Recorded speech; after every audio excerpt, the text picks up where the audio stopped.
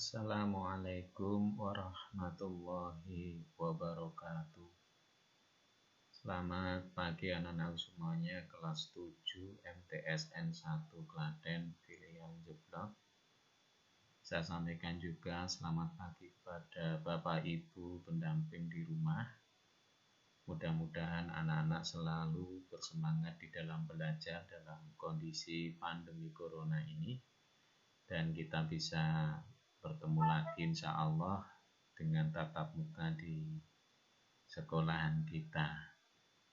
Anak-anakku semuanya, bersama saya Bapak Muhammad Amiruddin, SAG MPD, akan memberikan pelajaran kepada anak-anakku semuanya, yaitu pelajaran Al-Quran Hadis.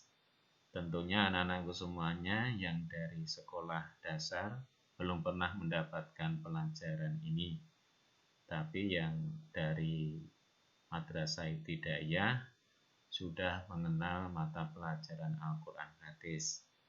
Namun anak-anak semuanya, kakak-kakak kalian yang sekarang sudah lulus maupun kelas 8 dan kelas 9 juga ada yang berasal dari sekolah dasar, nyatanya mereka juga bisa mengikuti.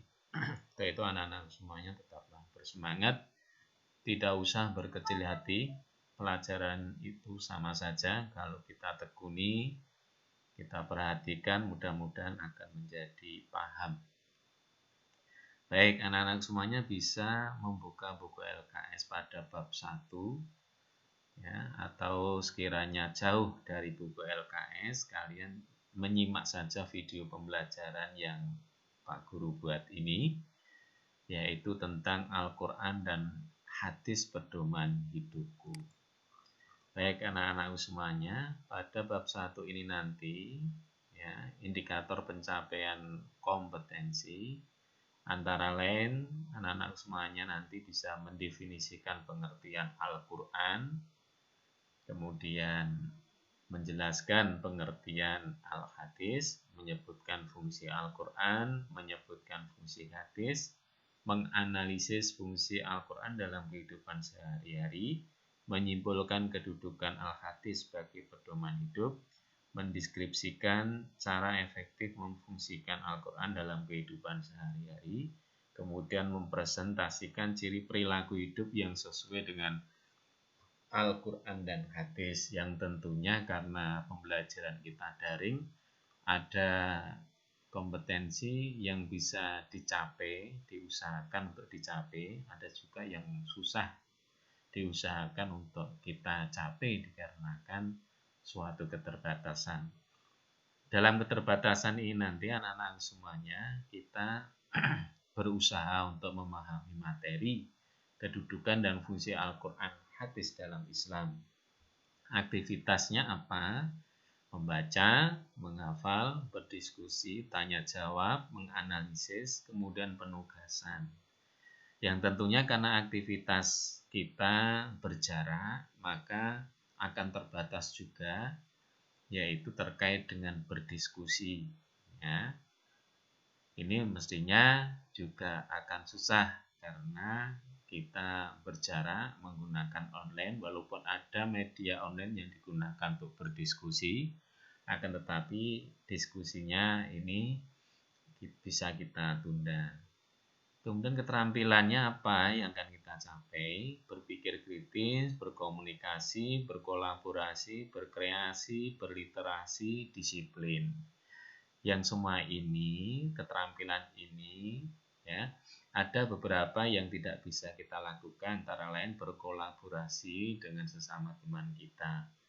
Ya, mungkin bisa dilakukan kalau bisa bertemu di satu kelas. Nah, baik anak-anak semuanya, ya. Nanti kita lanjutkan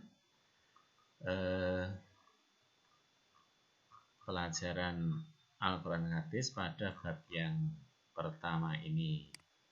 Ya. Jadi kita lihat dulu anak-anak semuanya.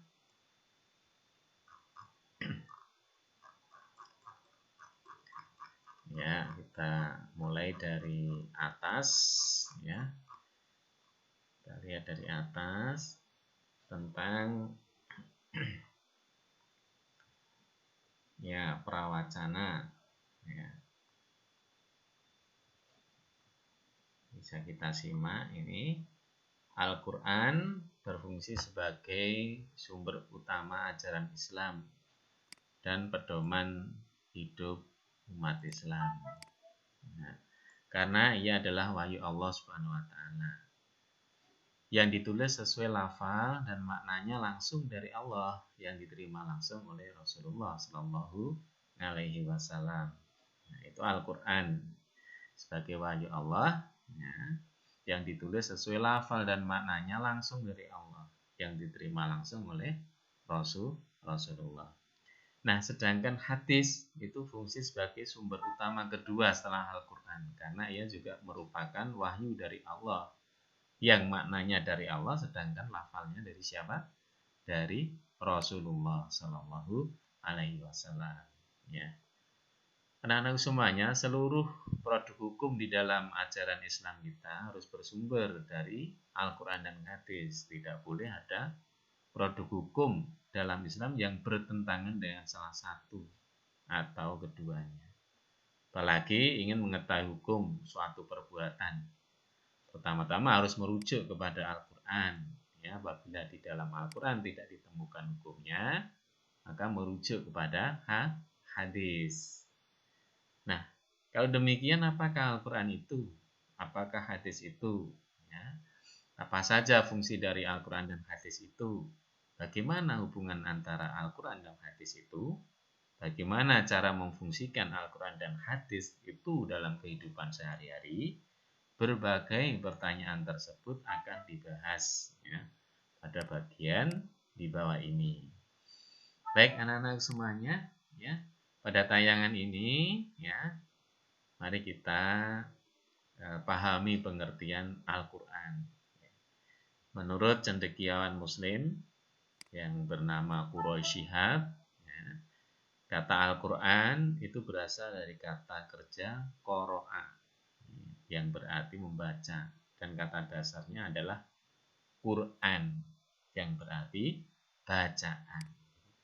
Kemudian, ya, Quran mendapatkan awalan huruf alif, ya, kemudian juga huruf lam menjadi Al-Quran, ya, yang artinya kesempurnaan. Nah, dengan demikian Al-Quran adalah bacaan yang sempurna, ya. Tidak hanya sempurna akan kandungannya, ya, namun juga redaksi serta petunjuknya. Nah, anak-anak, kesempurnaan lain yang dimiliki Al-Quran, ya, ini penjelasan dari Quraisy Shihab, karena ia mudah diingat, ya, itu kesempurnaan lainnya, ya, Al-Quran itu mudah diingat. Ya, tidak hanya untuk orang tua, anak-anak pun sangat mudah untuk mengingatkan, untuk ingat, ya, mudah untuk ingat. Buktinya apa? Buktinya banyak dari anak-anak yang sudah bisa menghafal Al-Quran. Ya. Nah, kesempurnaan Al-Quran itu telah terbukti, ya, dalam sejarah, bahwa tiada satu bacaan pun sejak manusia mengenal tulis baca ribuan tahun yang lalu yang dapat menandingi Al-Quranul Karim, bacaan yang sempurna lagi mulia itu. Nah, Al-Quran dengan makna bacaan dinyatakan oleh Allah dalam beberapa ayat, antara lain di dalam surat Al-Baqarah ayat 185, ya. Nanti kamu tulis, ya, surat Al-Baqarah ayat 185 ini di dalam buku tulis anak-anakku semuanya, ya, yang bunyinya Bismillahirrahmanirrahim. Syahrul Ramadan alladzi unzila fihil Qur'anu hudal linnasi wa bayyinatin minal huda wal furqan. Yang artinya beberapa hari yang ditentukan itu ialah bulan Ramadan, bulan yang di dalamnya diturunkan permulaan Al-Quran sebagai petunjuk bagi manusia dan penjelasan-penjelasan mengenai petunjuk itu dan pembeda antara yang hak dan yang batil. Demikian juga di dalam surat Al-Hijr ayat 87 ya. Bismillahirrahmanirrahim. Walaqad atainaka sab'an minal masani wal Qur'anal 'azim. Yang artinya, dan sesungguhnya kami telah berikan kepadamu 7 ayat yang dibaca berulang-ulang dan Al-Quran yang agung. Nah, itu anak-anak semuanya membuktikan bahwa Al-Quran itu sangat sempurna. Ya. Sudah ribuan tahun yang lalu menjadi ya, bahan bacaan ya, dari umat manusia. Nah, ini aktivitas kelompok kita lewati ya. Kita lanjutkan secara istilah dari Al-Quran itu ya, pengertiannya bahwa Al-Quran adalah kalamullah yang menjadi mukjizat yang diturunkan ke dalam hati Nabi Muhammad Shallallahu Alaihi Wasallam. Ya, berikutnya diriwayatkan kepada kita secara mutawatir dan membacanya dinilai sebagai ibadah. Ini kalau pengertian menurut istilah ya.